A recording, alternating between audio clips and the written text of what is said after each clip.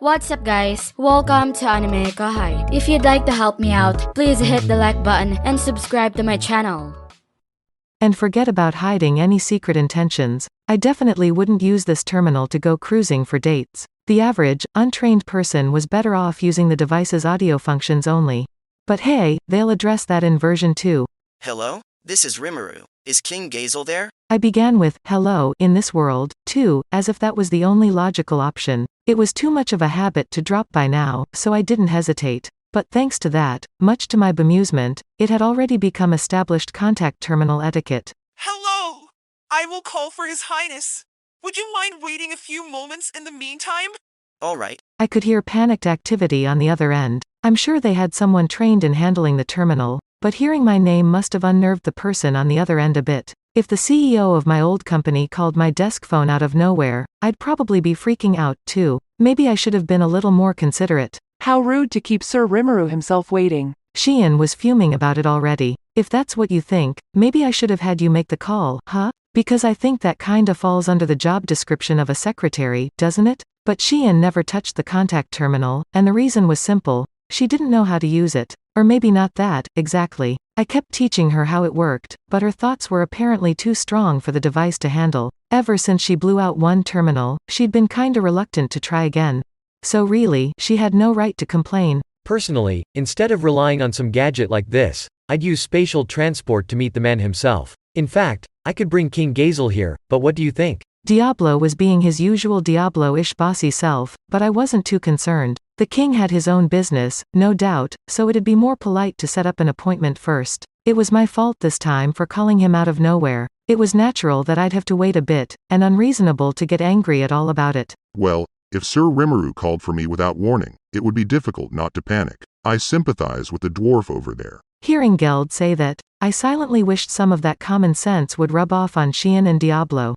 In not even 3 minutes, I heard from Gazel. Sorry for the wait. I was just thinking I should contact you before long.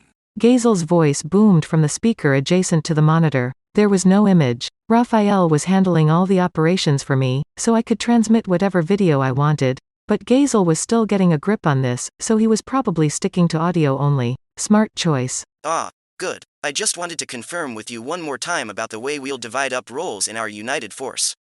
Yes, that is important. But before that, I need to inform you of something. The eastern gate into Dwargon is being blockaded by the Empire's force. Just as Gadra had warned. That was probably the force led by Yuki. Yes, we have it on screen here. I'll send it to you. I pointed the Argos system toward Imperial lands. It was a long distance, with a magical barrier in the way as well, so the image wasn't exactly clear, but we could still see a crowd blocking the highway leading to the east gate. It's just like you told us, isn't it? When I heard about the enemy defector, I suspected it was a trap, but perhaps we can trust that man a little. Oh, I don't know yet. There's no doubt that Gadra's given up on the Empire, but I'm not sure I'd trust him right now. There's every chance he's being used without being aware of it, too. I'd keep a watchful eye on him. Tell me how you really feel, then. I'm quite glad to hear that from you. Gazel flashed me a joyful smile. I guess he was testing to see if I was on my guard. He never stops playing the old training partner card with me. Now, Rimuru, the envoy I sent to the Empire is just being given the runaround by them. It seems, by our laws, Dwargon can launch the first attack only as a last resort. That's a disadvantage for us, but we dwarves pride ourselves on it, and so we must wait for the Empire to act. You don't need to join us in that credo, but what are your plans, exactly? Gazel's smile rapidly dissolved, replaced with a look of concern. How should I interpret his intentions here? I turned my eyes to Benimaru. He returned my gaze with an easy smile. We didn't even need to exchange words, so tuned in we were to each other. I exhaled, straightened myself up, and turned back toward the monitor. Watching the totally blank screen, I tried to sound as formal as possible. The Imperial forces have invaded our territory without warning or permission. We cannot shut our eyes to this, and we are considering strong measures in response, including military options. Along those lines, as part of our alliance, I wanted to confirm your compliance with these measures. That sort of thing. Benimaru seemed satisfied with it. Shion happily nodded. Geld was virtually quaking with excitement, and Diablo was giddily taking down notes about something or other. I had no idea what he was writing or what he was going to do with those notes, but I was sure it was nothing good. Resolving to seize those from him afterward, I waited for Gazel's response. You're starting to sound more like a king every day. Excellent. You invited them so deep into your territory because you intended to intercept them here from the start, didn't you? Of course. We could have fought them at the border, considering the potential damage to our town. But if we do that, they might try framing it as self-defense against a monster invasion or something later on. If they're in our lands, that stops them from claiming that, and it instills a sense of danger in the Western nations, too. We've already evacuated our citizens, and by this point, we've got just cause to strike. I like your force of personality, but I have to take points off for revealing all that. Gazel laughed at me. He was the one who prodded me about it, and this was how he thanked me.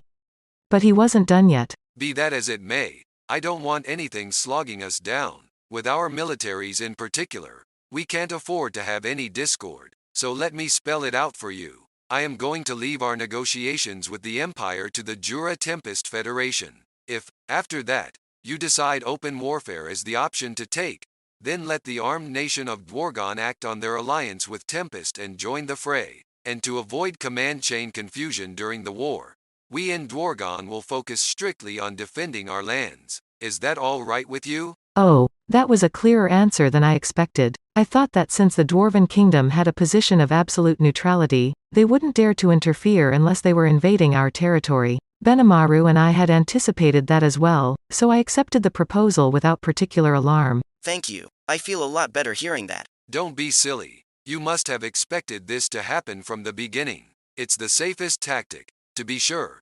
But if our alliance forces ever run into trouble, at least we're justified to take action now. If you ever need us, feel free to tap our resources. Ah, how reliable of him. I had the backing of Dwargon, a nation undefeated for a millennium, and just having a place to run to in the event of defeat was enough to give me peace of mind in this fight. Alright, we'll send off our envoy as planned. We will need to divide our forces between Central and the East in order to protect them. It's in our own interests to keep our army on the defensive, too. And be careful. This new tank weapon is a complete question mark on the battlefield. Even looking at the Empire's equipment, something tells me that the age of the sword may be coming to an end. Forgive me for putting you in such a dangerous role. Gazel, perhaps out of concern, added that statement. No, I sure couldn't tell him to rest easy. As he said, we didn't know how these magic tanks performed, so I decided to give him a warning, even though I didn't think it was necessary. Based on my own knowledge, I am aware of a weapon called a tank from my own world as well. They use controlled explosions of gunpowder to send metal shells flying through the air. It's a simple principle, although the mechanism it runs on is a lot more complex, but with their power, range, and accuracy, it's an incredible weapon, I think. If these Empire-made magitanks run on a similar setup, there's a chance that current tactics can't handle them. Gazel was right. The age of the sword would soon be over, and it was likely to bring about an even more violent battlefield. What would happen if you used magic instead of gunpowder to send shells flying? I had Raphael simulate that for me, and the results were terrifying. It turned out that, depending on the spell invoked, you could create a magical artillery shell, a magishell, that was overwhelmingly more powerful than what a tank, the epitome of modern earthly science, could launch. And we're talking a massive weapon, too. Are you telling me that magic defenses won't work? Exactly. You'd need a full magic barrier to fend it off. And given the power involved, you'd need to redouble your defense with things like trenches and earthen walls. I knew it. I suppose all of us think the same way. We, too, have been working on a magic armor soldier project to prepare us for the new era. They might have beaten us to the punch, but it's not like we have any right to complain, eh? So can we beat them, or what? A tough question to answer. All I could give him was this. It's not a matter of can we or can't we, really. We're just going to. That's all I can tell you. The words seemed to satisfy Gazel just as much as my friends here. Well, ain't that reassuring? Best of luck out there. We're on it. That's how I ended my exchange with Gazel. As final confirmations went, I thought it was pretty good. That's all the confirmation you need, right? It will suffice. We have a pledge from him that we can do whatever we like. I nodded my agreement with Benimaru. The time had come. Now that we'd reached this point, we didn't have to wait for the Empire to make a move. We were all ready to go here, so why not kick things off officially? Justice was on our side. The Imperial forces had invaded deep into the forest of Jura. That was Demon Lord territory, and there was no sugarcoating that. Now we needed to negotiate things so we'd look like we were panicked and definitely not aware of every single thing they were up to. So who to order for it? Datta and Gazel weren't exactly proper diplomats, and more importantly, they weren't very good negotiators. Especially Gazel. Looking back to our first encounter, I'm never gonna send him on any envoy work, so I decided to order Testarossa out. With her, at least, I knew she wouldn't get killed if the Empire decided to shoot first and ask questions later. Maybe it was all a farce, but we did need to offer a promise. I think it's just fine to launch a preemptive attack without saying anything, but when you're a demon lord, the way you act kind of matters. So I sent off a thought communication to make the order. As Rimuru and Gazel were talking on their contact terminals, Datta's 1st Army Corps, with around 12,000 soldiers, and Gazel's 3rd Corps, around 3,000, had gathered together behind the Grand Gate into the Dwarven Kingdom, approximately 15,000 in all. They had not entered the cave itself but were camped in a large open square at the outer edge. The evacuation of everyone in the in-town was successfully completed, and now they were waiting for the Empire's next move. No messenger had come from the Empire yet, no surrender order ferried to them, but everyone gathered here could sense that the war was about to begin. The Dwarven army was also hurriedly preparing for combat. The Royal Order of Dwarves consisted of 7 divisions, and 2 of them, the Engineering Division and the Magic Support Division, were busily reinforcing the main gate and erecting a temporary barrier. An earthen wall, built up with earth magic, could have a fire spell applied to it to instantly make it stouter than a brick equivalent. Enhance it even further, and you had a virtual barrier of iron. Thus, in a very fluid process, a tri-layer defense wall was built outside the main gate, and as work continued on it, the Royal Order's Heavy Strike Division sprang into action. The officers and soldiers were covered head to toe in magical gear, but despite that, they all nimbly lined up in formation. Some sort of event must have taken place, but Datta and his army didn't pay it much mind. As the dwarves busied themselves, the 1st and 3rd Corps were all relaxing in their own ways. Datta and Gazel were sitting on the ground, having a friendly meal together. Next to them, for some reason, there was a table setting, complete with an extravagant parasol. Sitting on its white chairs were Testarossa and Ultima, who appeared to be enjoying a little tea party. They were being served by Veyron, looking every part like a staffer at a tropical resort. Despite his advanced age, his back was fully straight in an amazing, statuesque posture. That's it for this video, guys. Thank you for always watching my videos and supporting my channel. A big thanks to the AnimeKouhai patrons who made this video possible. Jared Bressler, Sanketh Chelu, Minotaur, Chadvota, I Like Anime, Ray Perez, Chris Guzman, Havox, Speed Saber, James Waters, Yon Junam, Arijit Das, Quilly Buckner, Curtis Loban, Darius King, Donald Williams, Moab A, Day of Light, Dia Silly, John M, John Charles, Godman Gaming, Akon Engok, Markithian Tidwell, Trevor Federkins, Andre L. Hamilton, Adrian, Sean Sinclair, Kumo, Tibush, Chang, John L, Fraser Guzman, James, Tojam, Edgar Fuentes, JV, Dirty Old Hobo, Thomas, Edmund, Jay, Christ, Joshua Cousins, Jose Hernandez, Vethelny, Lunel Scarlett, Ryan, Mika Pekarinen, Christian Deshazer, Cal Robs, Professor DJ, Divine C. Harris, KCH 1999, Bass Pulin, Panda Cats, Aaron Alarcon, DeAndre Nance, Oz Hunter, Monty Boy 98, D-Man, Divinay, Wise Viking, Ruben, Maria Vasquez Rodriguez, Luis Caro, Soma Kazuya, Peter Ambak Helsem, Pedro Robles,